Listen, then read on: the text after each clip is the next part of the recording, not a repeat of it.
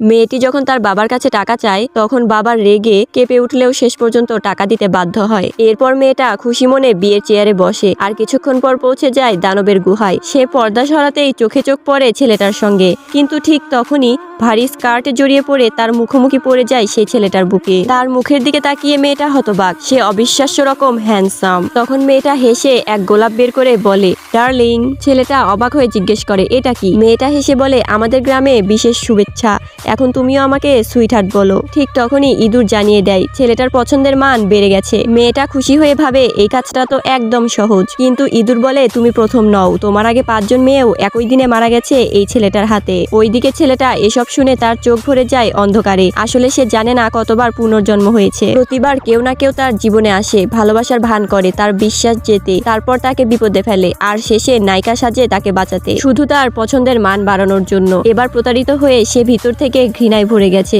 প্রতিবার যখন সেই মেয়েরা সফল হতে চলেছে সে তাদের মেরে ফেলে, যেন তারা অসমাপ্ত আশা নিয়ে তৃষ্ণার্ত ছটফট করে। এবারও সে সেই নতুন মেয়েটার একই পরিণতি দেখতে চায়, কিন্তু ঠিক তখনই মেয়েটা আঙ্গুল গুনে গুনে বলে ওঠে, মানে এই ছেলেটা এখন পর্যন্ত 5 বার বিয়ে করেছে।